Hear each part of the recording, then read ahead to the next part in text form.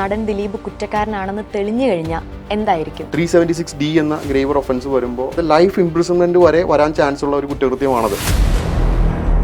ഗൂഢാലോചന നടത്തി എന്നുള്ള കുറ്റകൃത്യം തെളിഞ്ഞതുകൊണ്ടായിരിക്കും നടൻ ദിലീപ് ഇവിടെ കുറ്റക്കാരനായിട്ട് അല്ലെങ്കിൽ ശിക്ഷാവിധി നേരിടേണ്ടി വരുന്നത്. ആ മേജർ ഒഫൻസുകൾക്ക് വരുന്ന ശിക്ഷ എന്താണോ അത് തന്നെ ഗൂഢാലോചനയിൽ പങ്കെടുത്ത ആളും നേരിടേണ്ടതായിട്ട് വരും. ആ കേസിന് ജനങ്ങൾക്കിടയിൽ ഒരു മുൻവിധി ക്രിയേറ്റ് ചെയ്യപ്പെട്ടു കഴിഞ്ഞു. ആ വിധിയെ അടിസ്ഥാനപ്പെടുത്തി അല്ലാതെ ഒരു വിധിന്യായം പുറപ്പെടുവിച്ചാൽ അത് എങ്ങനെയായിരിക്കും ജനങ്ങൾ ഉൾക്കൊള്ളുക എന്നുള്ള ഭയത്തോടു കൂടി ജുഡീഷ്യറി അല്ലെങ്കിൽ ജുഡീഷ്യൽ സിസ്റ്റം ഒരു വിധിന്യായം പുറപ്പെടുവിക്കുന്ന ഒരു അവസ്ഥ വിക്ടിമിന് അവർ ആവശ്യപ്പെടുന്ന രീതിയിൽ ഒരു ലേഡി ജഡ്ജിനെ വിട്ട് വിചാരണ നടത്താനായിട്ട് വേണമെന്ന ആവശ്യം ഹൈക്കോടതി അംഗീകരിക്കുന്നു. അതിനുശേഷം അതേ വിക്ടിം ഹൈക്കോടതിയിൽ വന്ന് ആ ജഡ്ജിനെ മാറ്റണമെന്ന് ആവശ്യപ്പെടുന്നു. സൊസൈറ്റി എന്ത് വിചാരിക്കും എന്ന് തോന്നിയിട്ട് ഒരു ജഡ്ജ്മെന്റ് വരും എന്ന് തോന്നുന്നുണ്ടോ സാറിന്? ഈ കേസല്ല, പൊതുവെ എന്താണെങ്കിലും ഉണ്ടോ എന്ന് ചോദിച്ചാൽ ഉണ്ട്. 8 വർഷമാണ് ഇത് ഓൾ ടുഗദർ മൊത്തത്തിൽ എടുത്തത്. തെളിവുകൾ നശിപ്പിക്കപ്പെട്ടിട്ടുണ്ട്. ഞാനാണ് അതിജീവിത, എന്നെ പൊതുസമൂഹം കണ്ടോളൂ, എന്നെ കാണുന്നതിൽ എനിക്ക് പ്രശ്നമില്ല എന്ന് പറഞ്ഞ ഒരു അതിജീവിത വരുന്ന ഒരു സാഹചര്യം, അത് നിയമത്തെ വെല്ലുവിളിക്കുന്നതിന് തുല്യമല്ലേ? അവർക്ക് വിധിന്യായം വരുന്നത് വരെ വെയിറ്റ് ചെയ്യാനുള്ള ഒരു പേഷ്യൻസ് അവരുടെ ഭാഗത്ത് നിന്ന് കാണിച്ചത് കൊണ്ട് ഇവിടെ ഒന്നും നഷ്ടപ്പെടുമെന്ന് ഞാൻ വിശ്വസിക്കുന്നില്ല. 8 കൊല്ലാണോ പേഷ്യൻസ്? ഈ കേസിൽ ഒരുപാട് അട്ടിമറികൾ നടന്നിട്ടുണ്ട്. 3-ാം പ്രതി സൂയിസൈഡ് ചെയ്യാൻ ശ്രമിച്ചിട്ടുണ്ട്. പ്രതികൾക്കും റൈറ്റ്സ് ഉണ്ട്, അവരുടെ ഐഡന്റിറ്റിക്കും പ്രൊട്ടക്ഷൻ ആവശ്യമാണ്. റേപ്പ് എന്ന് പറയുമ്പോൾ സ്ത്രീകൾക്കായിട്ട് അനുവദിച്ചു കൊടുത്തിരിക്കുന്ന അവരുടെ റൈറ്റ്സ് അല്ലെങ്കിൽ അവർക്ക് പ്രൊട്ടക്ഷൻ കൊടുത്തിരിക്കുന്ന ഒരു നിയമത്തിലെ ഒരു വകുപ്പിനെ ശരിക്കും അവരായിട്ട് തന്നെ ഇല്ലാതാക്കുന്നതിന് തുല്യമാണ് അവിടെ. സ്മാർട്ട് ഫോൺ പർച്ചേസിന് ഓക്സിജൻ നൽകുന്ന ഉറപ്പ്. ഏറ്റവും കുറഞ്ഞ വില, വമ്പിച്ച collections, best finance, cash back and exchange ഓഫറുകൾ. സ്മാർട്ട് ഫോണിന് only oxygen. Oxygen, the smartphone expert. Hi, hello, നമസ്കാരം. ഇന്ന് എൻ്റെ കൂടെ ജോയിൻ ചെയ്യാൻ പോകുന്നത് അഡ്വക്കേറ്റ് ഫിറോസ് ദേശികനാണ്. Sir, welcome to the show.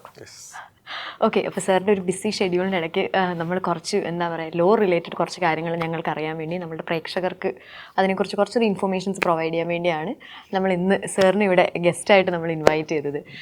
So ഒരുപാട് സമയമൊന്നും ഞാൻ കളയുന്നില്ല, directly straight to the point. Let me ask you, പ്രമുഖമായിട്ടൊരു കേസ് ഉണ്ടായിക്കഴിഞ്ഞാൽ പ്രമുഖമായിട്ടുള്ള ആൾക്കാർ ഇൻവോൾവ് ചെയ്യുന്നതോ അല്ലെങ്കിൽ വളരെയധികം ഡിസ്കഷനിൽ വന്ന ഒരു കേസ് ഉണ്ടായി കഴിഞ്ഞ് കഴിയുമ്പോൾ, അതായത് ഇതിനകത്ത് തന്നെ ആൾക്കാർ തന്നെ വിധി പറയുകയാണ്. അതായത് ഓരോ ന്യൂസ് വരുമ്പോഴും ന്യൂസ് റിപ്പോർട്ടേഴ്സ്, അപ്പം അത് ആൾക്കാരുടെ ഉള്ളിലേക്ക് ഉണ്ടാക്കുന്ന ഒരു ഇമ്പൾസ് ഭയങ്കര കൂടുതലായിരിക്കും. അവർ തന്നെ വിചാരിക്കും ഇത്രയും തെളിവുകളുണ്ടല്ലോ, അപ്പം പിന്നെ അയാളെ എന്തായാലും തൂക്കിക്കൊല്ലുമായിരിക്കും, അല്ലെങ്കിൽ അയാൾക്ക് ഇത്രയും ശിക്ഷ കൊടുക്കുമായിരിക്കും എന്നുള്ളത്. അപ്പം ഈ ഫിയർ ഓഫ് പബ്ലിക് എന്നുള്ളത് ജഡ്ജ്മെന്റിനെ ബാധിക്കാറുണ്ടോ? ഫിയർ ഓഫ് പബ്ലിക് എന്ന് പറയുന്ന ഈ ഒരു അവസ്ഥ ക്രിയേറ്റ് ചെയ്യുന്ന മാധ്യമങ്ങൾ അല്ലെങ്കിൽ നവമാധ്യമങ്ങൾ മനസ്സിലാക്കേണ്ട ഒരു കാര്യമുണ്ട്. അതായത് സ്ത്രീകൾക്കും കുട്ടികൾക്കും എതിരെയുള്ള അതിക്രമങ്ങൾ അതീവ രഹസ്യ സ്വഭാവത്തിൽ വിചാരണ നേരിടേണ്ട അല്ലെങ്കിൽ അന്വേഷണം നടക്കേണ്ട ഒരു ഏരിയയാണ്. അത് നമ്മുടെ നിയമത്തിൽ തന്നെ നേരത്തെ IPC CRPC അല്ലെങ്കിൽ ഇപ്പോൾ BNSS പോലെയുള്ള പുതിയ നിയമത്തിലേക്ക് കടന്നപ്പോഴോ ഇതിനൊന്നും യാതൊരു മാറ്റവും ഇല്ല. ഇപ്പോൾ പുതിയ നിയമത്തിലേക്ക് കടന്നപ്പോൾ അതിന് കുറച്ചും കൂടി ശക്തി ആർജിച്ചു എന്ന് വേണം പറയാൻ. അപ്പോൾ അന്വേഷണ വേളയിൽ വിക്ടിമിൻ്റെ പേര് പുറത്തു പോകാൻ പാടില്ല, അന്വേഷണ വേളയിൽ വിക്ടിമിൻ്റെ ഐഡൻറ്റിറ്റി റിവീൽ ചെയ്യുന്ന ഒന്നും തന്നെ പുറത്തു പോകാൻ പാടില്ല എന്ന കർശന നിർദ്ദേശങ്ങൾ അല്ലെങ്കിൽ കർശന നിയമമുണ്ട്. വിചാരണ വേളയിലും ഇതേ രീതിയിൽ തന്നെയാണ് ആ ഒരു പ്രൊട്ടക്ഷൻ അവർക്ക് കിട്ടുന്നത്. വിചാരണ അടച്ചിട്ട മുറിയിൽ ഇൻ ക്യാമറ പ്രൊസീഡിങ്സ് എന്ന് പറയുന്ന രീതിയിലാണ് നടത്തപ്പെടുന്നത്. അപ്പോൾ ഈ രഹസ്യ സ്വഭാവത്തെ മറികടന്നുകൊണ്ട് ഇത്രയധികം ഇൻഫർമേഷൻസ് എങ്ങനെയാണ് ഈ പബ്ലിക്കിലേക്ക് പോകുന്നത്? ഈ മാധ്യമങ്ങൾക്ക് അല്ലെങ്കിൽ നവമാധ്യമങ്ങൾക്ക് അല്ലെങ്കിൽ ഇപ്പോൾ ഞാനിവിടെ ഇരുന്ന് സംസാരിക്കുന്ന ഈ വക്കീലിന് ഈ രഹസ്യ സ്വഭാവത്തിൽ നടക്കുന്ന വിചാരണയെക്കുറിച്ച് എത്രത്തോളം ആധികാരികമായി പറയാൻ കഴിയും?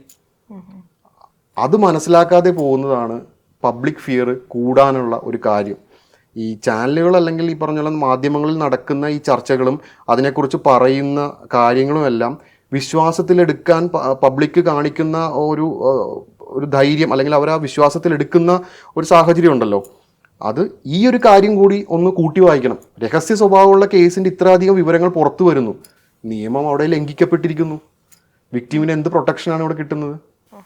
അപ്പോൾ പബ്ലിക് ഫിയർ ക്രിയേറ്റ് ചെയ്യുക എന്നുള്ളത് കൈൻഡ് ഓഫ് മാർക്കറ്റിംഗ് എന്നുള്ള രീതിയിൽ ഒരു സൈഡിൽ കൂടി നടക്കുമ്പോൾ ഇവിടെ സുതാര്യമായ രീതിയിലുള്ള അന്വേഷണങ്ങൾ, വിചാരണകൾ എന്നിവയാണ് തടസ്സപ്പെടുന്നത്. ഇപ്പോൾ എൻ്റെ അടുത്ത് ചോദിച്ചല്ലോ, ജുഡീഷ്യറി ഒരു പരിധി വരെ പേടിക്കുന്നുണ്ടോ അതായത് മോറൽ കൺവിക്ഷൻ എന്ന വാക്ക് നമ്മൾ എത്രയോ നാളുകളായിട്ട് കേൾക്കുന്നുണ്ട്. ഒരു കേസിന് ആസ്പദമായ വിഷയം നടക്കുമ്പോൾ ആ കേസിന് ജനങ്ങൾക്കിടയിൽ ഒരു മുൻവിധി ക്രിയേറ്റ് ചെയ്യപ്പെട്ട് കഴിഞ്ഞു.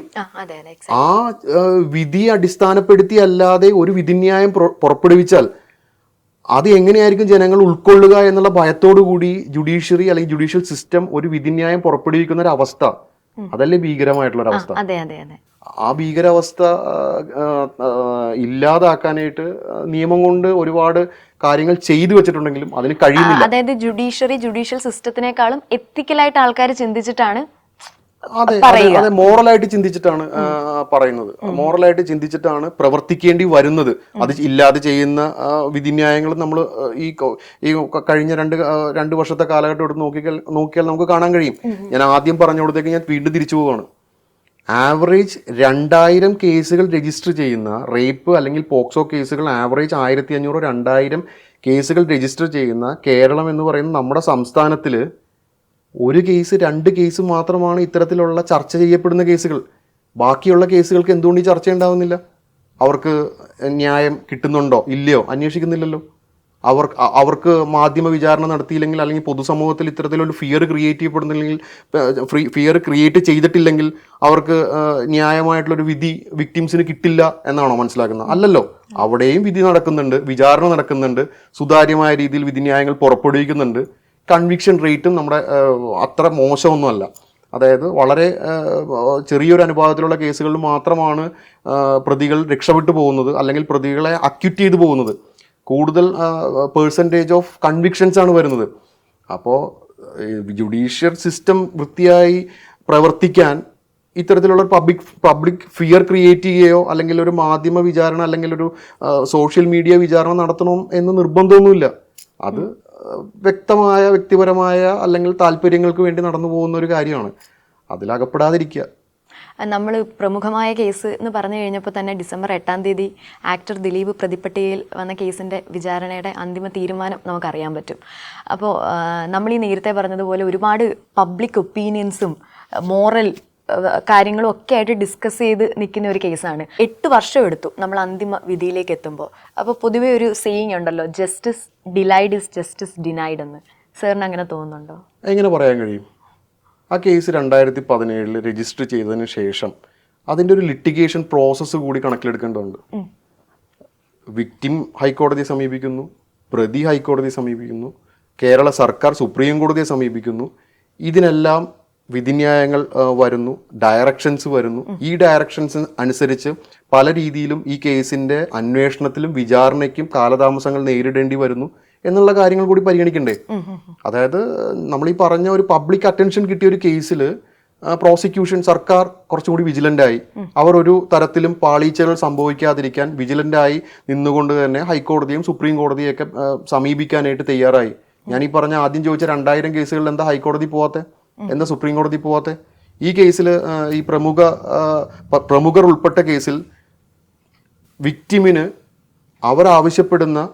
അവരാവശ്യപ്പെടുന്ന രീതിയിൽ ഒരു ലേഡി ജഡ്ജിനെ വിട്ട് വിചാരണ നടത്താനായിട്ട് വേണമെന്ന ആവശ്യം ഹൈക്കോടതി അംഗീകരിക്കുന്നു.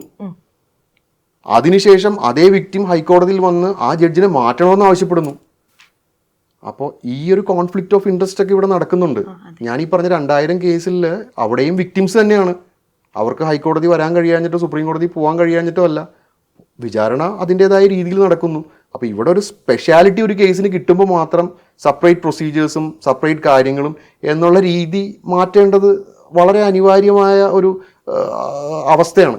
അത് നടക്കുന്നില്ല എന്നത് സത്യത്തിൽ ദുഃഖകരമാണ്. നടൻ ദിലീപ് 8ാമതാണ് പ്രതിപ്പട്ടികയിൽ വന്നിരിക്കുന്നത്.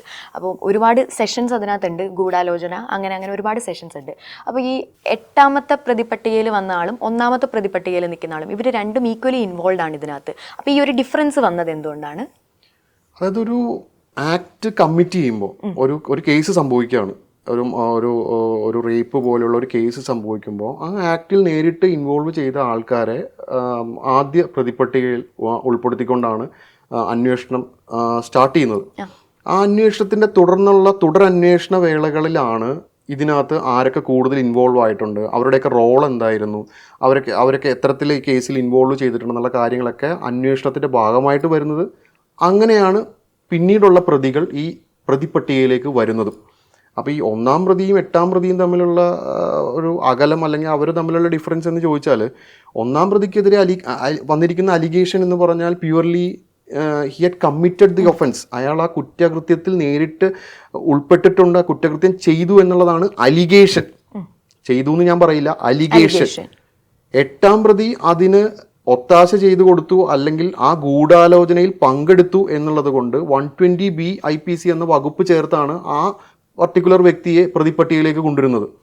അപ്പോൾ ഇങ്ങനെ അന്വേഷണ വേളയിൽ പ്രതികൾ ഒഴിവാക്കപ്പെടാം, പ്രതികൾ ആഡ് ചെയ്യപ്പെടാം. അത് അന്വേഷണത്തിൻ്റെ വളരെ ഒരു നോർമൽ പ്രോസസ്സാണ്. ഈ കേസിൽ മാത്രമായിട്ടൊരു പ്രത്യേകതയൊന്നും സംഭവിച്ചിട്ടില്ല. 27 തവണയാണ് കേസ് മാറ്റി വെച്ചത്. ഇപ്പോൾ നടൻ ദിലീപ് കുറ്റക്കാരനാണെന്ന് തെളിഞ്ഞു കഴിഞ്ഞാൽ എന്തായിരിക്കും കോടതി ശിക്ഷ വിധിക്കുക? കുറ്റക്കാരനാണെന്ന് തെളിഞ്ഞു കഴിഞ്ഞാൽ സ്വാഭാവികമായിട്ടും ഇതിനകത്ത് മേജർ ഒഫൻസസ് എന്തൊക്കെയാണോ വന്നിരിക്കുന്നത് ആ ഒഫൻസുകളുടെ കമ്മീഷന് അല്ലെങ്കിൽ ആ ഒഫൻസുകൾ കമ്മിറ്റ് ചെയ്യാൻ ഗൂഢാലോചന നടത്തി എന്നുള്ള കുറ്റകൃത്യം തെളിഞ്ഞതുകൊണ്ടായിരിക്കും നടൻ ദിലീപ് ഇവിടെ കുറ്റക്കാരനായിട്ട് അല്ലെങ്കിൽ ശിക്ഷാവിധി നേരിടേണ്ടി വരുന്നത്. അപ്പോൾ ആ മേജർ ഒഫൻസുകൾക്ക് വരുന്ന ശിക്ഷ എന്താണോ അത് തന്നെ ഗൂഢാലോചനയിൽ പങ്കെടുത്ത ആളും നേരിടേണ്ടതായിട്ട് വരും. അപ്പോൾ നമ്മുടെ ഈ പർട്ടിക്കുലർ കേസിനെ സംബന്ധിച്ചിടത്തോളം 376D എന്ന ഗ്രേവർ ഒഫൻസ് വരുമ്പോൾ ഇംപ്രിസൺമെന്റ് ടു ലൈഫ്, അതായത് ലൈഫ് ഇംപ്രിസൺമെന്റ് വരെ വരാൻ ചാൻസ് ഉള്ള ഒരു കുറ്റകൃത്യമാണത്. അപ്പോൾ അതേ ശിക്ഷാവിധി 8-ാം പ്രതിക്കോ അല്ലെങ്കിൽ മറ്റു പ്രതികൾക്ക് ഗൂഢാലോചനയിൽ പങ്കെടുത്ത മറ്റു പ്രതികൾക്കോ കിട്ടാനുള്ള സാധ്യത അല്ലെങ്കിൽ അത് തന്നെ കിട്ടാൻ ആണ് നിയമപ്രകാരം നോക്കുമ്പോൾ സംഭവിക്കാൻ പോകുന്നത്. ഓക്കെ, നമ്മളിപ്പോൾ ഈ കേസിൻ്റെ ഒരു ഹിസ്റ്ററി നോക്കിക്കഴിഞ്ഞു കഴിഞ്ഞാൽ പൾസർ സുനി ജയിലിൽ നിന്ന് എഴുതുന്ന ഒരു ലെറ്ററിൽ നിന്നാണ് അത് സ്റ്റാർട്ട് ചെയ്യുന്നത്. ഇദ്ദേഹം ഇതിനകത്ത് ഇൻവോൾവ് ആണ് എന്നുള്ളത് അവിടെ നിന്നാണ് ഇത് സ്റ്റാർട്ട് ചെയ്യുന്നത്. അപ്പം ഇങ്ങനെയുള്ള ഒരു തെളിവ് ശരിക്കും സുപ്രധാനമായിട്ടുള്ള ഒരു തെളിവ് തന്നെയല്ലേ? അപ്പം പിന്നെയും ഇത് പോകുന്ന സമയത്ത് അത് കുറച്ചും കൂടെ എന്താ പറയുക, കുറച്ചും കൂടെ സ്ട്രോങ് ആയിട്ടുള്ള ഒരു എവിഡൻസ് ആയിട്ട് അതിനെ കണക്കാക്കാൻ പറ്റുമായിരുന്നോ? ഞാൻ നേരത്തെ പറഞ്ഞില്ലേ, ഈ കേസിനെ സംബന്ധിച്ചിടത്തോളം രഹസ്യ സ്വഭാവം എന്ന് പരസ്യമായും രഹസ്യമായും പറയുന്ന ഒരു സ്വഭാവമുള്ളൊരു കേസ്. ഈ കേസിൽ ആര് കത്തെഴുതി, ആ കത്തിൽ എന്താണ്, ആ കത്തിൽ എന്ത് ഉൾപ്പെട്ടു എന്നുള്ളത് പുറത്തെങ്ങനെ അറിഞ്ഞു? അതെന്താ ഇവിടെ ചർച്ച ചെയ്യപ്പെടാത്ത? അത് ചർച്ച ചെയ്യപ്പെട്ടിട്ടുണ്ടെങ്കിൽ തന്നെ കുറ്റകൃത്യത്തിന്റെ ഗൗരവം നോക്കി ആ ഒരു ചർച്ച സൈഡ് ലൈൻ ചെയ്ത് പോവുകയാണ്. എനിക്ക് ആധികാരികമായിട്ട് പറയാൻ പറ്റില്ല പൾസർ സുനിയുടെ കത്തിൽ എന്താ ഉണ്ടായിരുന്നെന്ന്. ഞാനത് കണ്ടിട്ടില്ല, ഞാനത് കാണാൻ പാടില്ല, അത് ഒരു പബ്ലിക് ഡോക്യുമെന്റും അല്ല.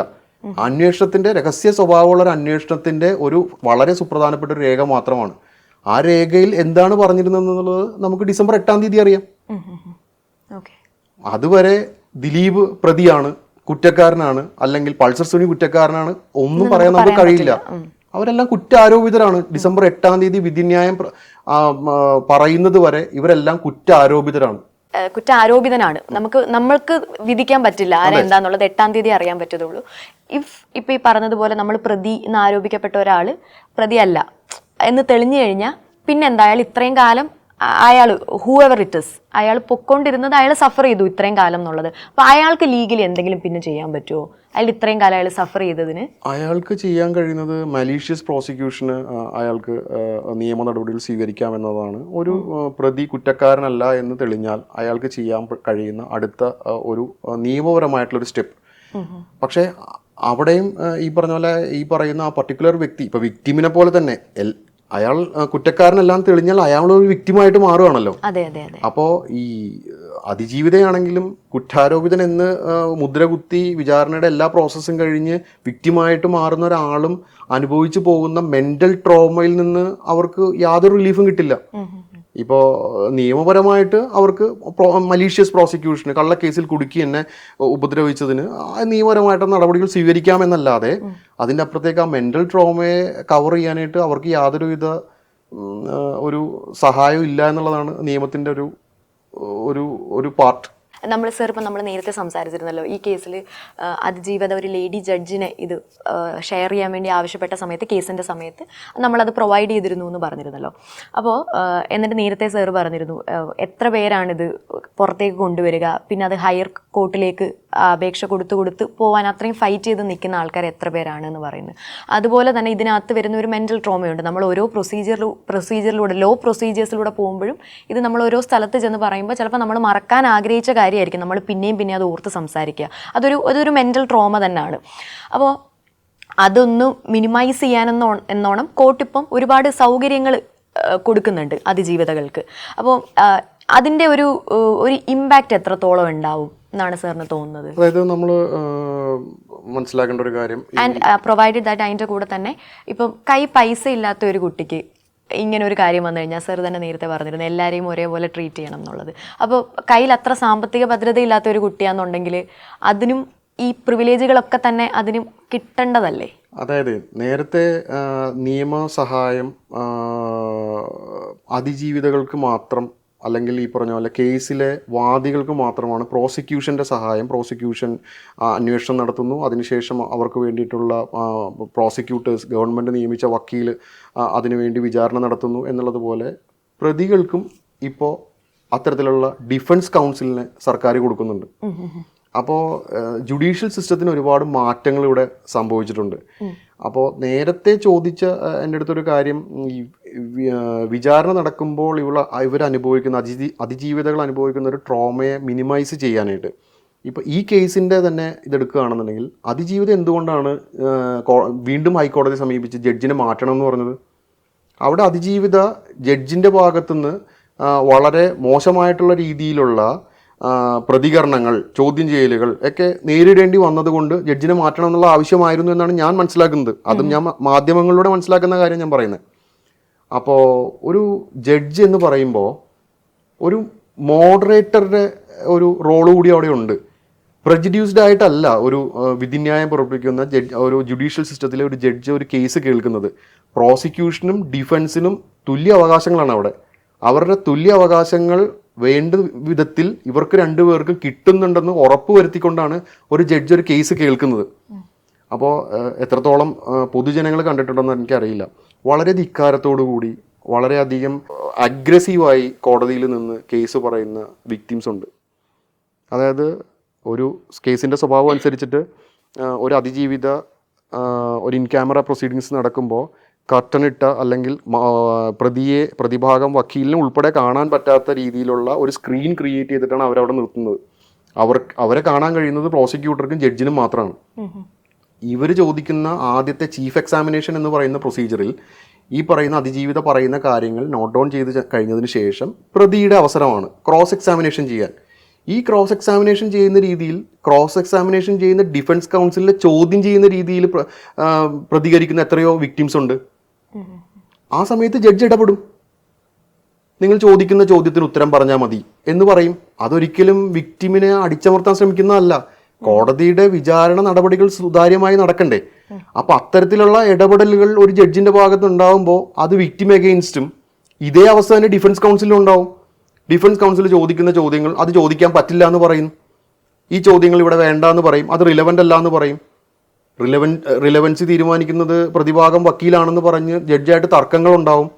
അവിടെ വിക്ടിം ഒരു പ്രതിയുടെ അവകാശങ്ങളും അവിടെ ഇല്ലാതാവുന്നില്ലേ? അപ്പോൾ ഈ വിക്ടിമിനാണെങ്കിലും പ്രതിക്കാണെങ്കിലും ചില അവകാശങ്ങൾ അവിടെ ഇല്ലാതാകുന്ന രീതിയിലുള്ള പെരുമാറ്റം ജഡ്ജിന്റെ ഭാഗത്തുണ്ടാവുന്നത് കേസിന്റെ നടത്തിപ്പിന് വേണ്ടിയിട്ടാണ്. അതിന്റെ സുതാര്യമായ നടത്തിപ്പിന് വേണ്ടിയിട്ടുള്ള പ്രതികരണങ്ങൾ മാത്രമാണ്. അല്ലാതെ ഞാൻ വിശ്വസിക്കുന്നില്ല ഒരു ജഡ്ജും പ്രജുഡ്യൂസ്ഡ് ആയിട്ടൊരു പ്രതിക്ക് വേണ്ടിയിട്ടോ പ്രജുഡ്യൂസ്ഡ് ആയിട്ട് ഒരു വിക്ടിമിന് വേണ്ടിയിട്ടോ വിചാരണ കേൾക്കുകയും അതിനു വേണ്ടിയിട്ടുള്ള വിധിന്യായങ്ങൾ പുറപ്പെടുവിക്കുകയും ചെയ്യുന്നുണ്ടെന്ന് ഞാൻ വിശ്വസിക്കുന്നില്ല. ഓക്കെ, അപ്പം സാർ പറഞ്ഞു വന്ന പോയിന്റ് അപ്പം എന്തായിരുന്നു? സോ അതിജീവിത അതായത് ജഡ്ജിനെ മാറ്റണം എന്ന് പറഞ്ഞത് അല്ല. അപ്പോൾ ഇവിടെ അതിജീവിത ജഡ്ജിനെ മാറ്റണം എന്ന് പറഞ്ഞത് അവർക്ക് ഉൾക്കൊള്ളാൻ കഴിയാത്ത രീതിയിൽ പ്രതികരണങ്ങൾ ഉണ്ടായപ്പോൾ മാറ്റണം എന്ന് പറഞ്ഞിരിക്കുന്നതാവാം. ഞാൻ വീണ്ടും പറയുന്നു, ഇൻ ക്യാമറയാണ്. കോടതി മുറിയിൽ ജഡ്ജും പ്രോസിക്യൂട്ടറും പ്രതിഭാഗത്തിന്റെ വക്കീലും അല്ലാതെ മറ്റാരും ആ മുറിയിലില്ല. അവിടെ എന്താ സംഭവിച്ചതെന്നുള്ളത് പിന്നീട് അവർ ഫയൽ ചെയ്യുന്ന പെറ്റീഷൻസിലൂടെയാണ് അറിയുന്നത്. ആ പെറ്റീഷൻസ് എങ്ങനെയാണ് പൊതുസമൂഹത്തിന്റെ കയ്യിൽ അല്ലെങ്കിൽ മാധ്യമങ്ങളുടെ കയ്യിലെത്തിയതെന്ന് നമുക്കറിയില്ല. അപ്പോൾ വിക്ടിം പ്രൊട്ടക്റ്റഡ് ആയിട്ടുള്ള രീതിയിൽ തന്നെയാണ് വിചാരണയുടെ ഭൂരിഭാഗം കാര്യങ്ങളും നടന്നു പോകുന്നത്. അവർ കോടതി മുറിയുടെ പരിസരത്ത് വരുന്നത് മുതലുള്ള കാര്യങ്ങൾക്ക് അവർക്ക് കിട്ടുന്ന പ്രൊട്ടക്ഷൻ അത് വളരെ സുതാര്യമായ രീതിയിലും വളരെ കൃത്യമായ രീതിയിലും നമ്മുടെ കേരളം പോലുള്ള സംസ്ഥാനത്തിൽ നടന്നു പോകുന്നുണ്ട്. അവിടെ അവരുടെ അവകാശങ്ങൾ നിഷേധിക്കപ്പെടുന്നുണ്ടെന്ന് ഞാൻ വിശ്വസിക്കുന്നില്ല. നമ്മൾ നേരത്തെ പറഞ്ഞിട്ടുണ്ടായിരുന്നല്ലോ സാർ, അതായത് ഫിയർ ഓഫ് സൊസൈറ്റി എന്നുള്ളൊരു സാധനം ജഡ്ജ്മെൻറ്റിനെ ഡിപ്പെൻഡ് ചെയ്യുമോ, അല്ലെങ്കിൽ ജഡ്ജ്മെൻറ്റിനെ അത് എത്രത്തോളം ഇൻഫ്ലുവൻസ് ചെയ്യുമോ എന്ന് ചോദിച്ചിട്ടുണ്ട്. അപ്പോൾ സൊസൈറ്റി എന്ത് വിചാരിക്കും എന്ന് തോന്നിയിട്ട് ഒരു ജഡ്ജ്മെൻറ്റ് വരും എന്ന് തോന്നുന്നുണ്ടോ സാറിന്? ഈ കേസല്ല, പൊതുവെ എന്താണെങ്കിലും. ഉണ്ടോ എന്ന് ചോദിച്ചാൽ ഉണ്ട്. ഉണ്ട്. സൊസൈറ്റി എന്ത് തോന്നും എന്നല്ല, സൊസൈറ്റി എങ്ങനെ പ്രതികരിക്കുമെന്ന് പേടിച്ച് വിധിന്യായങ്ങൾ വരാറുണ്ടോ എന്ന് ചോദിച്ചാൽ ഉണ്ടെന്ന് കുറച്ച് വേദനയോട് കൂടിയാണെങ്കിലും പറയേണ്ടി വരും. നമ്മൾ ആ സിസ്റ്റത്തിൽ, ജുഡീഷ്യൽ സിസ്റ്റത്തിൽ വിശ്വസിക്കുകയും പ്രാക്ടീസ് ചെയ്യുകയൊക്കെ ചെയ്യുന്നുണ്ടെങ്കിലും അത്തരത്തിൽ വിധിന്യായങ്ങൾ പുറത്തു വരുന്നുണ്ട്. കാരണം പ്രതികരണങ്ങൾ അങ്ങനെയായിരിക്കും. ഒരു ജഡ്ജിൻ്റെ ഭൂതവും ഭാവിയും വർത്തമാനവും എല്ലാം പിന്നീടുള്ള ദിവസങ്ങളിൽ ചർച്ചാ വിഷയമാണ്.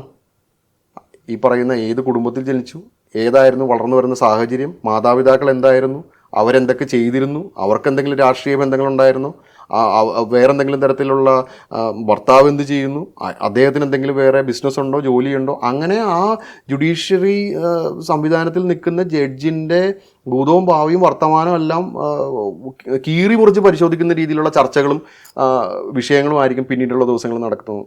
സമൂഹത്തിനെതിരായിട്ടുള്ള ഒരു വിധിന്യായമാണ് തെളിവുകളുടെ അടിസ്ഥാനത്തിൽ വരുന്നതെങ്കിൽ കൂടി. ഒരു വിധിന്യായം പുറത്തു വരുമ്പോൾ മനസ്സിലാക്കേണ്ട ഒരു കാര്യം ഞാൻ ആദ്യം പറഞ്ഞില്ലേ, പ്രോസിക്യൂഷൻ സമർപ്പിച്ച രേഖകളുടെയും തെളിവുകളുടെയും സാക്ഷിമൊഴികളുടെയും അടിസ്ഥാനത്തിലാണ് വിചാരണ നടക്കുന്നത്. ആ വിചാരണയ്ക്ക് വരുന്ന പോരായ്മകൾ പ്രോസിക്യൂഷൻ്റെ പരാജയമാണ്. ആ പരാജയം വിചാരണ വേളയിൽ ഒരിക്കലും റെക്ടിഫൈ ചെയ്യപ്പെടാൻ കഴിയുകയില്ല. ഇപ്പം നമ്മൾ ഈ പറയുന്ന ഈ പ്രമുഖ കേസ് എന്ന് നമ്മളിപ്പോൾ ചർച്ച ചെയ്തുകൊണ്ടിരിക്കുന്ന കേസിൽ തന്നെ ഒരു ഘട്ടം കഴിഞ്ഞപ്പോൾ ഫർദർ ഇൻവെസ്റ്റിഗേഷൻ വന്നു. ഈ ഫർദർ ഇൻവെസ്റ്റിഗേഷനിൽ പുതിയ സാക്ഷികൾ വന്നു. ആ സാക്ഷികൾ പിന്നീട് കോടതിയിൽ പ്രതികൾക്ക് പ്രതികൂലമായിട്ട് മൊഴികൾ കൊടുത്തു. അതിൻ്റെ അടിസ്ഥാനത്തിൽ വിചാരണ മുന്നോട്ട് പോയിട്ടുണ്ട്. അപ്പോൾ അങ്ങനെയുള്ള പ്രൊസീജിയേഴ്സ് അനുസരിച്ചിട്ടൊക്കെ പോകാം. പക്ഷേ അല്ലാതെ ഒരു ഫർദർ ഇൻവെസ്റ്റിഗേഷൻ ഇല്ലാതെ ഒരു അന്തിമ റിപ്പോർട്ട് വളരെ ഫൈനലായിട്ട് കോടതിയുടെ മുൻപിൽ എത്തി വിചാരണ പ്രൊസീജിയേഴ്സ് സ്റ്റാർട്ട് ചെയ്താൽ അതിനകത്തുള്ള കാര്യങ്ങളാണ് പിന്നീട് വിശകലനം ചെയ്യുന്നത് അല്ലെങ്കിൽ വിചാരണ നടത്തുന്നത്. അപ്പോൾ അവിടെ അത് കൃത്യമായി എത്തിക്കുക എന്നുള്ളത് സർക്കാരിൻ്റെ അല്ലെങ്കിൽ പ്രോസിക്യൂഷൻ്റെ ഉത്തരവാദിത്തമാണ്. അപ്പോൾ കേസിന് വരുന്ന പരാജയങ്ങൾ അല്ലെങ്കിൽ അപജയങ്ങൾക്ക് വ്യക്തമായ പങ്കാളിത്തം അല്ലെങ്കിൽ വ്യക്തമായ ഉത്തരവാദിത്തം അവർക്കുണ്ട്. അപ്പോൾ അത് ചർച്ച ചെയ്യപ്പെടാറില്ല. വിധി പറയുന്ന ജഡ്ജിനെയും രക്ഷപ്പെടുന്ന പ്രതിയെയും അല്ലെങ്കിൽ സങ്കടപ്പെടുന്ന അതിജീവിതയും മാത്രമായിട്ട് ഒതുക്കാതെ ഇവിടെ കൃത്യമായി ജോലി ചെയ്താൽ തെളിവുകളെല്ലാം മുന്നിൽ വരുന്ന എല്ലാ സാഹചര്യവും ഇവിടെ ഉണ്ട്. അപ്പോൾ അത് കൃത്യമായി ചെയ്യുക എന്നൊരു ഉത്തരവാദിത്തം അവർക്കുണ്ട്. അവരത് ചെയ്യണം. അപ്പം ഡിസംബർ 8-ാം തീയതി വിധി വരുമ്പോൾ 8 വർഷമാണ് ഇത് ഓൾ ടുഗദർ മൊത്തത്തിലെടുത്തത്. അപ്പം ഈ സാഹചര്യത്തിനിടയ്ക്ക് സാർ നേരത്തെ പറഞ്ഞതുപോലെ തന്നെ തെളിവുകൾ നശിപ്പിക്കപ്പെട്ടിട്ടുണ്ട്, നശിച്ചു പോയിട്ടുണ്ട്. ഈ അങ്ങോട്ടും ഇങ്ങോട്ടും മാറ്റി പറഞ്ഞിട്ടുണ്ട്, മൊഴി മാറ്റി പറഞ്ഞിട്ടുണ്ട്, അനുകൂലമായും പ്രതികൂലമായും ഒക്കെ സംസാരിച്ചിട്ടുണ്ട്. ഇതൊക്കെ കഴിഞ്ഞും നമ്മൾ എടുത്തു പറയേണ്ട കാര്യം, ഈ ഓരോ സ്റ്റേജിലും അതിജീവത ഹയർ കോർട്ടിലേക്ക് പെറ്റിഷൻ കൊടുത്ത് കേസുമായിട്ട് മൂവ് ചെയ്തതും ഇത്രയൊക്കെ പ്രശ്നങ്ങൾ വന്നിട്ടും അതുമായിട്ട് മുമ്പോട്ട് പോയത് നമുക്ക് എന്താ പറയുക, അതൊരു വേണമെങ്കിൽ ശരിക്കും we can set an example എന്ന് പറയുന്നത് പോലെ ഇനി വരുന്ന ആൾക്കാർക്കാണെങ്കിലും ഒരു പ്രശ്നം ഉണ്ടാവുന്ന സമയത്ത് മുമ്പോട്ട് വരാനുള്ള ഒരു പ്രചോദനം ഉണ്ടാവുന്നില്ലേ? തീർച്ചയായിട്ടും അതങ്ങനെ തന്നെയാണെന്ന് വേണം പറയാൻ. ഒരു ഇത്രയും ഗൗരവപരമായ ഒരു പ്രശ്നം അതിജീവിത അനുഭവിച്ചു എന്ന് ഈ കേസിൻ്റെ ആസ്പദമായി പുറത്തു വന്നിരിക്കുന്ന വിവരങ്ങൾ ശരിയാണെങ്കിൽ, അത് വസ്തുതയാണെങ്കിൽ, ആ അതിജീവിത മുന്നോട്ട് വന്ന് കാണിച്ച അത് മാതൃകാപരം തന്നെ ആയിട്ടുള്ള കാര്യങ്ങളാണ്. അതിന് എഗെയിൻസ്റ്റ് ആയിട്ടും ഫേവറബിളായിട്ടും ഉള്ള ഒപ്പീനിയൻസ് സമൂഹത്തിലുണ്ടാവാം. പക്ഷേ ഇത് എല്ലാ അതിജീവിതകൾക്കും ഇത് പോസിബിൾ ആണോ എന്നുള്ള ഒരു ചോദ്യം ബാക്കിയാണ്. ഇവിടെ എത്രയോ പ്രമാദമായ കേസുകളിൽ ഈ പറഞ്ഞ പോലെ പ്രാധാന്യം അർഹിക്കുന്ന കേസുകളിൽ യാതൊരുവിധ പ്രാധാന്യവും കിട്ടാതെ അത് ചെറിയൊരു വിചാരണ മാത്രമായി ഒതുങ്ങിപ്പോകുന്നുണ്ട്. അപ്പോൾ മാതൃകാപരമായിട്ടുള്ള പ്രവൃത്തി തന്നെയാണെന്ന് പറയാം.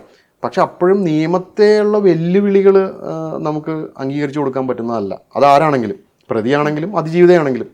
ഇപ്പോൾ ഐഡൻറ്റിറ്റി പ്രൊട്ടക്റ്റഡായി നിയമം പറഞ്ഞു വെച്ചിരിക്കുമ്പോൾ ഞാനാണ് അതിജീവിത, എന്നെ പൊതുസമൂഹം കണ്ടോളൂ എന്നെ കാണുന്നതിൽ എനിക്ക് പ്രശ്നമില്ല എന്ന് പറഞ്ഞ ഒരു അതിജീവിത വരുന്ന ഒരു സാഹചര്യം, അത് നിയമത്തെ വെല്ലുവിളിക്കുന്നതിന് തുല്യമല്ലേ? വെല്ലുവിളിക്കുന്നതല്ല, ഞാൻ എന്റെ അല്ല, അണ്ടർസ്റ്റാൻഡിംഗ് ഈ കേസിൽ അതിജീവിത വിചാരണ വേളയിൽ ഞാനാണ് അതിജീവിത എന്ന് പറഞ്ഞുകൊണ്ട് മുന്നോട്ട് വന്നില്ലേ? അതായത് നമുക്ക് സമൂഹത്തിൽ നമുക്ക് ഇത്രയും അറിയാവുന്ന ഒരു വ്യക്തി ഇങ്ങനെ ഒരു കാര്യത്തിലൂടെ പോവുകയും നമുക്ക് സമൂഹത്തിൽ അറിയാവുന്ന ഒരു വ്യക്തി ഇങ്ങനെ ഒരു പ്രശ്നത്തിലൂടെ പോകുമ്പോൾ അവരത് പറയാണ്, സമൂഹത്തോട് വിളിച്ചു പറയാം, ഞാനാണ് അതിജീവിത, ഇങ്ങനത്തെ പ്രശ്നത്തിലൂടെ ഞാൻ കടന്നു പോയിട്ടുണ്ട്, ഞാൻ അതിനെതിരെ ഫൈറ്റ് ചെയ്യാൻ റെഡിയാണെന്ന് പറയുമ്പോൾ ഇപ്പം മടിച്ച് നിൽക്കുന്ന ചിലപ്പോൾ ഞങ്ങളെപ്പോലുള്ള കുറച്ച് ആൾക്കാരുണ്ടാവുമായിരിക്കും, ഇങ്ങനെ എന്തെങ്കിലും പ്രശ്നം ഉണ്ടായില്ല അത് പറയാനൊക്കെ പേടിച്ച് നിൽക്കുന്നത്, ചിലപ്പോൾ നമുക്കതൊരു പ്രചോദനമായിരിക്കും, അതുകൊണ്ടായിരിക്കാം അവരങ്ങനെ പറഞ്ഞത്. അതായത് അങ്ങനെ ആയിരിക്കാം. അതായത് ഈ പറയുന്ന രീതിയിൽ അത് നിയമത്തിന് വെല്ലുവിളിയാവോ? ഇപ്പോഴത്തെ ഒരു ട്രെൻഡ് കൂടി ഒന്ന് പറയേണ്ടി വരും. പരാതി ആദ്യം കൊടുക്കുന്നത് പൊതുസമൂഹത്തിലാണ്, അതായത് സോഷ്യൽ മീഡിയയിലോ വാർത്താ ചാനലിലോ ആണ് പരാതി കൊടുക്കുന്നത്. ഇത് കഴിഞ്ഞ പരാതി കൊടുക്കുന്നത് മുഖ്യമന്ത്രിക്കാണ്. ഇതൊന്നും അല്ല നിയമം. അതല്ല പറഞ്ഞു വെച്ചിരിക്കുന്നത്. പരാതി എവിടെ ആദ്യം കൊടുക്കണം, അത് കഴിഞ്ഞ് രണ്ടാമത് എവിടെ കൊടുക്കണം, നടപടി സ്വീകരിച്ചില്ലെങ്കിൽ പിന്നീട് എവിടെ കൊടുക്കണം എന്നുള്ളത് നിയമത്തിൽ പറഞ്ഞിട്ടുണ്ട്. ഇപ്പം എന്നോട് ചോദിച്ച ചോദ്യം ഉണ്ടല്ലോ, ഞാനാണ് അതിജീവിത എന്ന് പറഞ്ഞ് മുന്നോട്ട് വരുന്ന ഒരു സാഹചര്യം ഉണ്ടെന്ന് പറഞ്ഞല്ലോ. ഈ ഒരു സാഹചര്യം ഉള്ളതുകൊണ്ട് അതിജീവിതയെ തുറന്നു കാണിക്കുന്നതിൽ ഇവിടെ ഒരു പ്രശ്നവും ഇല്ലാത്ത രീതിയിലാണ് മുന്നോട്ട് പോയിക്കൊണ്ടിരിക്കുന്നത്. ഞാനാണ് അതിജീവിത എന്ന് അറിയിക്കാൻ താല്പര്യമില്ലാത്ത ഒരു വിഭാഗമില്ലേ, അവരെക്കുറിച്ച് എന്താ ചിന്തിക്കാത്തത്? അങ്ങനെ ഒരു വിഭാഗം മെജോറിറ്റി ആയിട്ടുള്ളത് കൊണ്ടാണല്ലോ ഈ പ്രൊട്ടക്ഷൻസ് നിയമത്തിൽ പറഞ്ഞു വെച്ചിരിക്കുന്നത്. കാരണം അവർക്കൊരു ഫർദർ ലൈഫ്. ഞാനൊന്ന് ചോദിച്ചോട്ടെ, ഈ ഞാനാണ് അതിജീവിത എന്ന് തുറന്ന് പറഞ്ഞില്ലെങ്കിൽ ഇവിടെ അവർക്ക് ഫേവറബിൾ ആയിട്ടുള്ള ഒരു ഇൻവെസ്റ്റിഗേഷനും വിചാരണയും നടക്കില്ലേ? നടക്കില്ല എന്നുള്ളത് കൊണ്ടാണോ, നടക്കില്ല എന്ന് തോന്നുന്നതുകൊണ്ടാണോ ഒരു വിക്ടിം മുന്നോട്ട് വന്ന് ഞാനാണ് അതിജീവിത എന്ന് പറയുന്നത്, സമൂഹത്തെ ആ വിവരം അറിയിക്കുന്നത്? അപ്പോൾ സിസ്റ്റം ശരിയല്ല. ഇവിടെ സിസ്റ്റത്തിൽ വിശ്വാസമില്ല. ഞാനാണ് അതിജീവിത എന്ന് അറിയിച്ചില്ല എങ്കിൽ, ഇങ്ങനെ ഒരു പ്രശ്നം എനിക്കിവിടെ ഉണ്ടായെന്ന് അറിയിച്ചില്ല എന്നുണ്ടെങ്കിൽ ഈ സിസ്റ്റം പ്രോപ്പറായിട്ട് വർക്ക് ചെയ്യില്ല എന്നുള്ള പേടി കൊണ്ടാണ് അതിജീവിതം അങ്ങനെ ഒന്ന് പറയുന്നത്. അങ്ങനെ വേണ്ടേ കരുതാൻ? സിസ്റ്റത്തിൽ വിശ്വാസം ഉണ്ടെങ്കിൽ, സിസ്റ്റത്തിൻ്റെ പ്രവർത്തികൾ കറക്റ്റ് ആണെങ്കിൽ അതിജീവിതയ്ക്ക് കൊടുത്തിരിക്കുന്ന പ്രൊട്ടക്ഷനോടുകൂടി അന്വേഷണവും വിചാരണയും നേരിട്ട് അവർക്ക് വിധിന്യായം വരുന്നത് വരെ വെയിറ്റ് ചെയ്യാനുള്ള ഒരു പേഷ്യൻസ് അവരുടെ ഭാഗത്ത് നിന്ന് കാണിച്ചത് കൊണ്ട് ഇവിടെ ഒന്നും നഷ്ടപ്പെടുമെന്ന് ഞാൻ വിശ്വസിക്കുന്നില്ല. അവർക്ക് കിട്ടേണ്ട 8 കൊല്ലമാണോ പേഷ്യൻസ്? 8 കൊല്ലം എങ്ങനെ വന്നു എന്നുള്ളതും നമ്മൾ ചിന്തിക്കണ്ടേ? ഞാൻ ആദ്യം പറഞ്ഞില്ലേ, ഹൈക്കോടതികളിൽ എത്ര പെറ്റീഷൻ, സുപ്രീം കോടതിയിൽ എത്ര പെറ്റീഷൻ, തുടരന്വേഷണം, പുനരന്വേഷണം, പുതിയ സാക്ഷികൾ, ഇതിനെല്ലാം കാലതാമസം എടുക്കുന്നത് നമ്മളെന്താ മനസ്സിലാക്കാത്തത്? ഇപ്പോൾ ഫാസ്റ്റ് ട്രാക്ക് കോടതികളുണ്ട്. അതായത് കുട്ടികളും സ്ത്രീകളും അനുഭവിക്കുന്ന അല്ലെങ്കിൽ അവർക്കെതിരെയുള്ള അട്രോസിറ്റീസ് പ്രിവെൻറ്റ് ചെയ്യാനും അല്ലെങ്കിൽ അവർക്ക് ആ വിചാരണ പ്രോസസ്സുകൾ ദ്രുതഗതിയിലും ആക്കാൻ വേണ്ടിയിട്ട് ഫാസ്റ്റ് ട്രാക്ക് കോടതികൾ എല്ലാ ജില്ലകളിലും പ്രവർത്തിക്കുന്നുണ്ട്. ഈ ഫാസ്റ്റ് ട്രാക്ക് കോടതികളിൽ വിചാരണ തുടങ്ങിയാൽ 6 മാസത്തിനുള്ളിൽ വിചാരണ പൂർത്തിയാകുന്നുണ്ട്. ഞാൻ ആദ്യം ചോദിച്ച 2000 കേസിൽ എത്ര കേസിൽ 8 വർഷം വിചാരണ വേള വൈകിട്ടുണ്ട്? ഞാൻ പറയുന്നതല്ല, സർക്കാർ കേരള പോലീസ് വെബ്സൈറ്റിൽ പബ്ലിഷ് ചെയ്തിരിക്കുന്ന സ്റ്റാറ്റിസ്റ്റിക്സാണ് ഞാൻ പറയുന്നത്. ഓരോ വർഷവും 2020 മുതൽ 25 വരെ റേപ്പ് കേസ് ഇത്ര, കുട്ടികൾക്കെതിരെയുള്ള അതിക്രമം ഇത്ര, SC/ST അട്രോസിറ്റീസ് ഇത്ര എന്ന് അവർ പബ്ലിഷ് ചെയ്തിരിക്കുന്ന കേസുകളിൽ എത്ര കേസുകളിൽ ഇത്ര വൈകിയ ഒരു വിചാരണ നടപടികൾ ഉണ്ടായിട്ടുണ്ട്? അപ്പോൾ ഈ കേസിൽ വിചാരണ നടപടികൾ 8 വർഷം വൈകിയിട്ടുണ്ടെങ്കിൽ അതിന് വ്യക്തമായ കാരണങ്ങളുണ്ട്. അത് മനസ്സിലാക്കണം. അതും കൂടി നമ്മൾ ചർച്ച ചെയ്യണം. നമ്മളിപ്പോൾ സംസാരിച്ച് നിർത്തിയതാണ്, അതായത് ഞാനാണ് അതിജീവിത വന്ന് സമൂഹത്തിന് മുമ്പിൽ പറഞ്ഞ കാര്യം. അപ്പോൾ ഞാൻ നേരത്തെ പറഞ്ഞതുപോലെ ഇത്രയും സമൂഹത്തിൽ നമുക്കറിയാവുന്ന ഒരു വ്യക്തി സമൂഹത്തിന് മുമ്പിൽ വന്ന് ഞാനാണ് അതിജീവിത എന്ന് പറഞ്ഞിട്ടും ഈ കേസിൽ ഒരുപാട് അട്ടിമറികൾ നടന്നിട്ടുണ്ട്. അതായത് ഒരു 3-ാം പ്രതി സൂയിസൈഡ് ചെയ്യാൻ ശ്രമിച്ചിട്ടുണ്ട്. മൊഴി മാറ്റി പറഞ്ഞ സ്ഥലവും പൈസയും എന്തൊക്കെയോ വാഗ്ദാനം ചെയ്ത ആരോപണങ്ങൾ നമ്മൾ കേട്ടിട്ടുണ്ട്. അപ്പോൾ ഇത്രയൊക്കെ, അതായത് നമ്മൾ എല്ലാവരും പറയുന്നുണ്ട് ഫിനാൻഷ്യൽ ബാക്കിംഗ് ഉണ്ട്, ഇത്രയും സപ്പോർട്ട് ഉണ്ട് എന്ന് പറഞ്ഞ്, ഇത്രയൊക്കെ സപ്പോർട്ടുള്ള ഒരു വ്യക്തിക്ക് നേരിട്ട അനുഭവങ്ങൾ ഇങ്ങനെയൊക്കെയാണ്. അപ്പം ഒരു സാധാരണ ഒരാളെ അപ്രോച്ച് ചെയ്യുമ്പം ഇതുപോലും കിട്ടാനുള്ള സാധ്യത കുറവല്ലേ? അങ്ങനെ എത്ര വിധിന്യായങ്ങളോട് ചർച്ച ചെയ്യപ്പെടുന്നുണ്ട്. ഇപ്പോൾ അന്വേഷണ വേളയിലും വിചാരണ വേളയിലും ഉള്ള കാര്യങ്ങൾ വെച്ചിട്ടാണ് നമ്മളിപ്പോൾ ഇത് ചർച്ച ചെയ്യുന്നത്. ഞാൻ ഈ ചോദിച്ച 2000 കേസുകളിൽ, ഞാൻ നേരത്തെ പറയുന്ന 2000 കേസുകളിൽ എത്ര വിധിന്യായങ്ങൾ ഇവിടെ ചർച്ച ചെയ്യപ്പെടുന്നുണ്ട്? അവിടെ സാക്ഷികൾ കൂറുമാറുന്നില്ലേ? സാക്ഷികൾ മൊഴി മാറ്റി പറയുന്നില്ലേ? അത് കവർ ചെയ്തുകൊണ്ട് വിചാരണ നടപടികൾ പൂർത്തിയാക്കി പ്രതിയെ ശിക്ഷിക്കുന്നില്ലേ? അപ്പോൾ രഹസ്യ സ്വഭാവങ്ങൾ ഇത്രയും കാര്യങ്ങൾ പുറത്തു വന്നതിൽ കുഴപ്പമില്ല. ഇത്രയും കാര്യങ്ങൾ നടന്നു എന്ന് അതും സത്യമാണെന്ന് ആർക്കറിയാം? ജഡ്ജ്മെൻറ്റ് വരണം. ഡിസംബർ 8-ാം തീയതി ജഡ്ജ്മെൻറ്റ് വന്ന് ജഡ്ജ്മെൻറ്റിൻ്റെ കോപ്പി, മാസ്ക് കോപ്പി, അതായത് വിക്ടിമിൻ്റെ പേരും മറ്റു വിവരങ്ങളൊക്കെ മറച്ചു വെച്ചുകൊണ്ടുള്ള മാസ്ക് കോപ്പി പുറത്തു വന്നാൽ നമുക്ക് പറയാം ഇത്തരത്തിലുള്ള കാര്യങ്ങളൊക്കെ നടന്നിട്ടുണ്ടായിരുന്നു, ഇന്ന സാക്ഷികൾ കൂറുമാറി, ഇന്ന സാക്ഷികൾ ഇന്നത് പറഞ്ഞു, അവർ പ്രോസിക്യൂഷൻ എഗെയിൻസ്റ്റ് ആയിട്ട് പറഞ്ഞു എന്നൊക്കെ നമുക്ക് പറയാൻ കഴിയും. അതിനു മുമ്പുള്ള ചർച്ചകൾ അത് വായുവിൽ നിന്നുള്ള ഒരു ചർച്ച മാത്രമായിട്ട് വേണം കാണാൻ. അതിനെ സപ്പോർട്ട് ചെയ്യാനായിട്ടോ ആ ചർച്ചയിൽ എന്തെങ്കിലും ഒരു ഭാഗവാക്കാവാനോ അന്യായം പറയാനോ ഞാൻ ആളല്ല. പാട്രിയാർക്കലായിട്ടുള്ള നമ്മളുടെ ഒരു സൊസൈറ്റിയിൽ എന്താ പറയുക, സ്ത്രീകൾക്ക് കുറച്ചും കൂടെ അപ്ലിഫ്റ്റ്മെൻറ്റ് കൊടുക്കാനായിട്ടാണ് പല നിയമ വ്യവസ്ഥയിൽ ഉണ്ടാക്കി വെച്ചിരിക്കുന്നത്. അപ്പം ആണുങ്ങൾക്ക് റൈറ്റ്സ് ഉണ്ട്, ആണുങ്ങൾക്കും അവരുടെ അവകാശങ്ങൾ പ്രൊട്ടക്റ്റ് ചെയ്യപ്പെടണം എന്ന് വാദിക്കുന്ന ഒരാളാണ് രാഹുൽ ഈശ്വർ. സോ അദ്ദേഹത്തിൻ്റെ ആ ഒരു ടേക്കിനെ എന്താണ് സാർ, എങ്ങനെയാണ് അതിനെ ആണുങ്ങൾക്കും റൈറ്റ്സ് ഉണ്ട് എന്നുള്ളതിനപ്പുറത്തേക്ക് നമുക്ക് കേസിലേക്ക് തന്നെ തിരിച്ചു വരാം. പ്രതികൾക്കും റൈറ്റ്സ് ഉണ്ട്, പ്രതിയായി ആരോപിക്കപ്പെടുന്നവർക്കും റൈറ്റ്സ് ഉണ്ട്. അവരുടെ ഐഡന്റിറ്റിക്കും പ്രൊട്ടക്ഷൻ ആവശ്യമാണ്. എന്തിൻ്റെ അടിസ്ഥാനത്തിലാണ് കുറ്റാരോപിതനായിട്ടുള്ള ഒരാളെ പൊതുസമൂഹത്തിൻ്റെ മുന്നിലേക്ക് ഇയാളാണ് തെറ്റ് ചെയ്ത ആളെന്നുള്ള രീതിയിൽ അയാളുടെ ഫോട്ടോസും വീഡിയോസും അയാളുടെ കുടുംബത്തിൻ്റെ ഫോട്ടോസും വീഡിയോസും ഒക്കെ മാധ്യമങ്ങളിലൂടെ പുറത്തുവിടുന്നത്? അവിടെയും ഒരു വിക്ടിം ഒരു ഐഡൻറ്റിറ്റി പ്രൊട്ടക്ഷൻ വേണം, ആവശ്യമാണ്, അത് വേണ്ടതാണ്. അപ്പോൾ ആണുങ്ങളുടെ റൈറ്റ്സ് എന്ന് പറഞ്ഞുകൊണ്ട് നടത്തുന്ന ഒരു ക്യാമ്പയിനിങ്ങിനോട് ഞാനൊരു പോസിറ്റീവായിട്ടും നെഗറ്റീവായിട്ടും ഞാൻ പ്രതികരിക്കുന്നില്ല. അത് ഒരു പർട്ടിക്കുലർ ഗ്രൂപ്പ് ഓഫ് ആൾക്കാരുടെ ആവശ്യം, അത് അവരങ്ങനെ നടന്നോട്ടെ, അവരുടെ റൈറ്റ്സ് അവർ നേടിയെടുത്തോട്ടെ. ഇപ്പം ഞാൻ ഒരു ആണ് എന്ന് പറയുന്ന മെയിൽ എന്ന് പറയുന്ന ഒരു വിഭാഗത്തിൽപ്പെടുന്ന ഒരാൾക്ക് എൻ്റെ റൈറ്റ്സ് ഇവിടെ നിഷേധിക്കപ്പെടുന്നുണ്ടെന്ന് ഞാൻ വിശ്വസിക്കുന്നില്ല.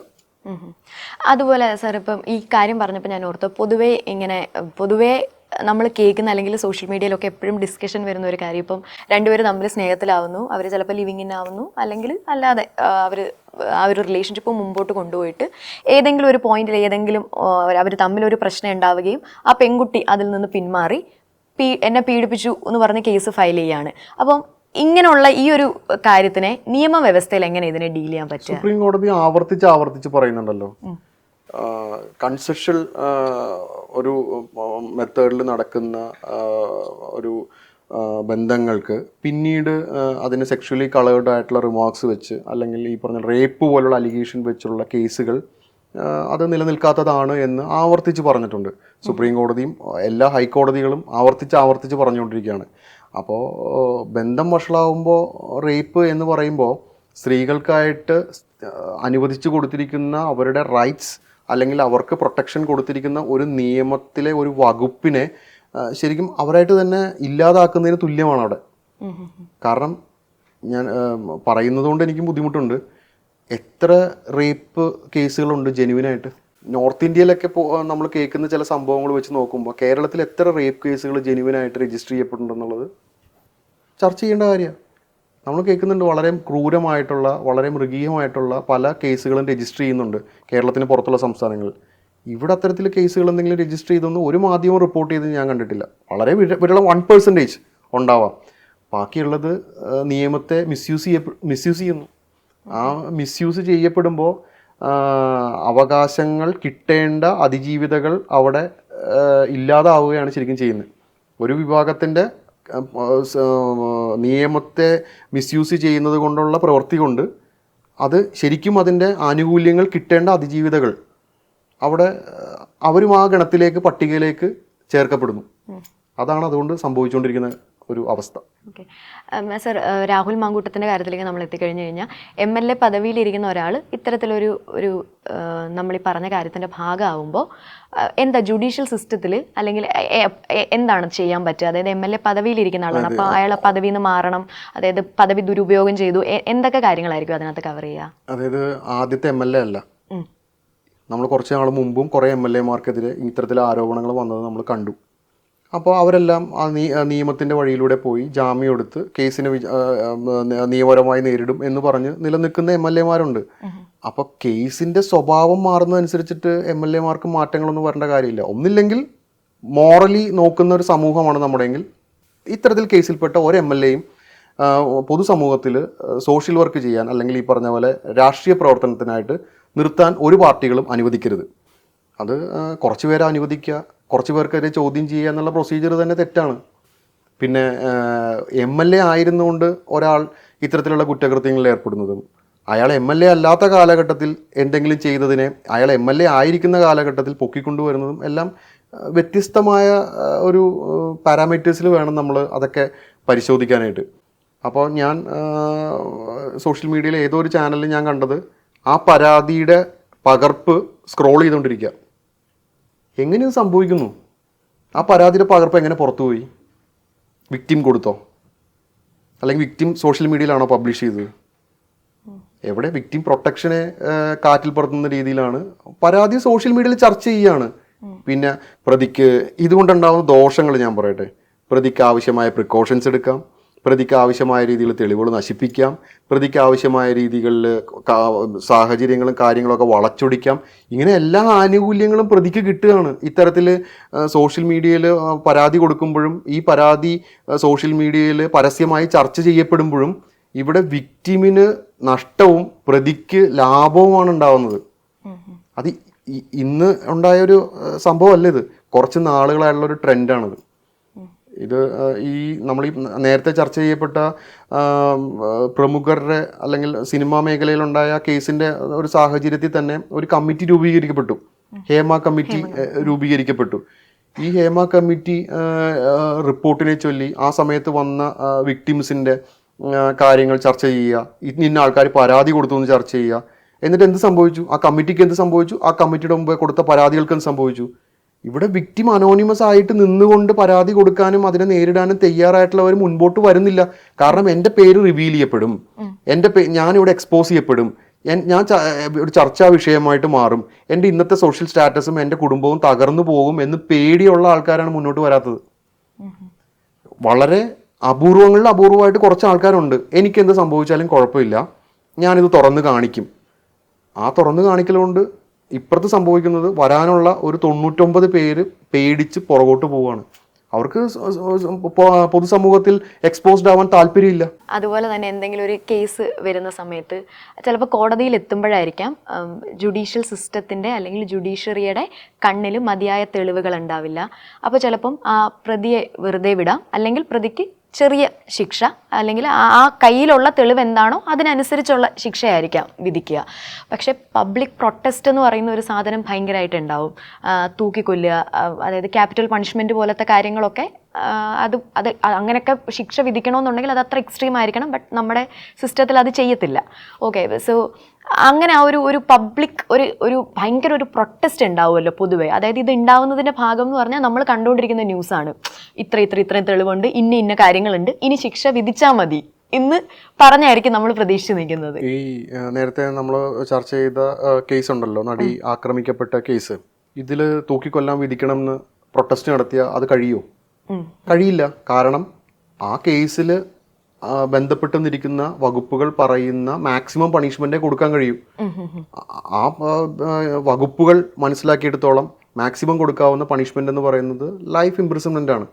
അതായത് ശരിക്കും ജീവപര്യന്തം എന്ന് പറയുന്നത് ജീവിതകാലം മുഴുവൻ ജയിലിൽ കിടക്കുക എന്നുള്ളതാണ് ആ വകുപ്പ് ലൈഫ് ഇംപ്രിസൺമെന്റ് എന്ന് ഉദ്ദേശിക്കുന്നത്. പക്ഷേ 14 വർഷം കഴിയുമ്പോൾ ഇളവിന് വേണ്ടി സർക്കാരിനെ ആശ്രയിക്കാം.